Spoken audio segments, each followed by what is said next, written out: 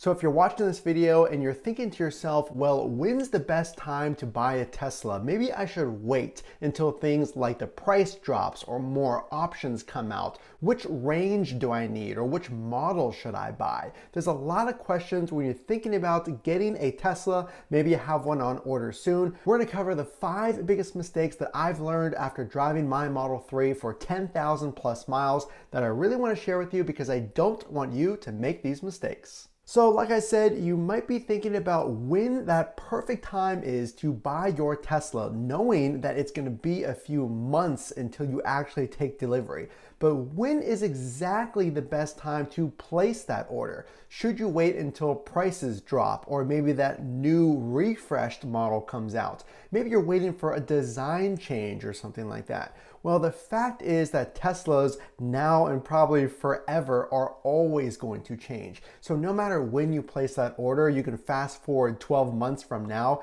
and it's probably going to be a different car, maybe different features, or a completely new interior or exterior refresh. Well, why do I bring that up? Because one of the biggest mistakes you can make is waiting and waiting for things like the prices to drop or new features to come out, because Tesla doesn't give us any heads up of when that's going to happen, and you very likely could miss even getting a Tesla this year if you're waiting too long, because already we've seen some models sell out entirely for this year. So if you really want a Tesla, the best time to order is right now. And if you are waiting, maybe you're waiting because you want prices to come down. Now that's understandable. The Tesla has only gone up in price, and we have not seen the original price in almost 12 months. It's been a long time, and we've only seen increases. So will the Teslas come down in price? Well, while there's new facilities that just opened in Giga Berlin in Germany that'll ramp up production, and the new Austin facility going online soon, I really wouldn't count on prices falling dramatically.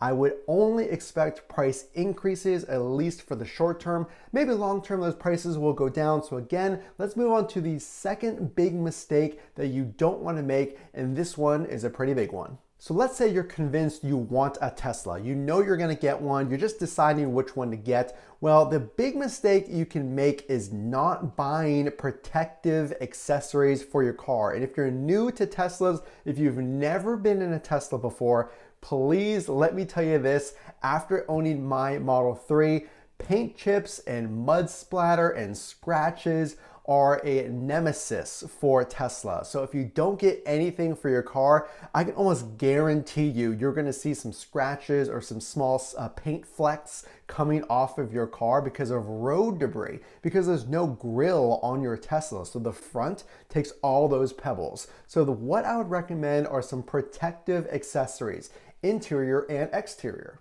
Now I'll keep it pretty short, but there is a full list that I pulled for you down in the description. So you can click on those links, it'll take you to Amazon. You can get them with one click, from mud flaps to floor mats to PPF, that's paint protection film.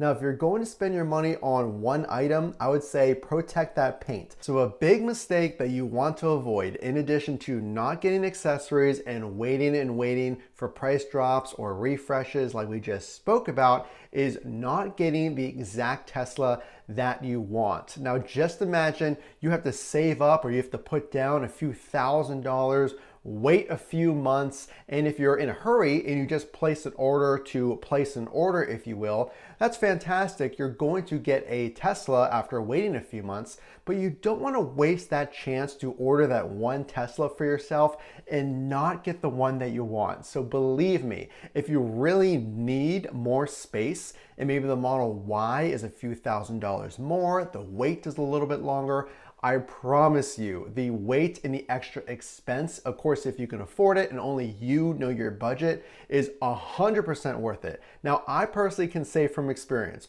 don't make this mistake. I got the Model 3, I loved it, but like I said, the prices are never going back anytime soon. So I missed out on a Model Y that's probably $10,000 cheaper than it is today when I ordered my car. So I regret, because of the size, the all-wheel drive, the acceleration, I really wish I would have got a Model Y when the prices were a lot lower. So don't make that mistake. Don't get me wrong. I love my Model 3, suits all of my needs. So here is the staple question of a lot of people in the comments, and put your questions in the comments section below as well, but not buying the right range. And this can go from buying too little range, or you can actually buy too much range. So what do I mean by this? So it's a really simple exercise. And every time I talk about range, what I want you to do is actually write down, go on Google Maps or whatever happens to be,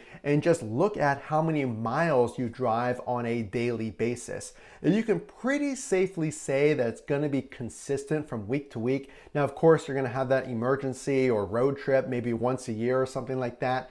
But I really don't think on those rare circumstances that you should really buy too much range, because again, more range is a lot more money. If you upgrade to the long range or even the next model higher, that's great. We all love more range. Now, most of us charge at home. So if you have the base model, the rear wheel drive Model 3, that's what I have, then all I do is I just charge a little more frequently than someone would with longer range. But I never run out of range because of that, and because I wrote down how many miles I drive on a weekly basis. So you're pulling the trigger and you know you want to order a Tesla, you got your accessories in mind that you're going to buy, and you have an idea of how much range you need. But what if you're on the fence between a Model 3 or a Model Y? What if you simply don't know which one you want? Well, what you want to do is take it for a test drive. And a lot of people don't know this is something that Tesla offers. You can go on their website. There's no salesperson interface. You do it all on the website and you schedule a test drive. I would highly recommend this. I did not do this myself. Huge mistake, because I'm telling you, from the acceleration to the modern finishes, seeing that screen for the first time, it's like nothing currently on the road. And if you don't get inside the car and you experience that acceleration, handling, things like that, you don't know really which one you want. And if that higher range is really worth it. I should say that higher acceleration if you're going for the long range or the performance. So again, this process is super easy. You can test drive everything from an S to an X to a Y or a 3. So I'd recommend taking a test drive. Don't make the mistake, of course, if you're about to spend $40,000, $50,000, $60,000 on a brand new Tesla and install a home charger. For a lot of folks, that's a lot of upfront cost. You want to be confident that you're making the right decision. All I can tell you is once you test drive, it's only going to assure you that a Tesla in general is the right decision, and then which model you get is completely up to you. So there's a lot more mistakes that we talk about in other videos, from watching how you park your Tesla. It sits a little wider than most cars, so it has a tendency to get curb rash, which is scratching your rims on the curb. So one bonus tip that I will say, a mistake to avoid, is watch how you park, because the Tesla is deceivingly wide and it's a little hard to tell at first. I learned the hard way, so I want to pass that on to you. The other mistake you want to avoid is not checking out those links in the description for the best accessories that I've used over 10,000 miles. The only way I know you like this content is to drop a like. Again, this is Matt from Frunk to Trunk. If you like this content, make sure to subscribe, and we can't wait to see you in the next one, and we'll see you then.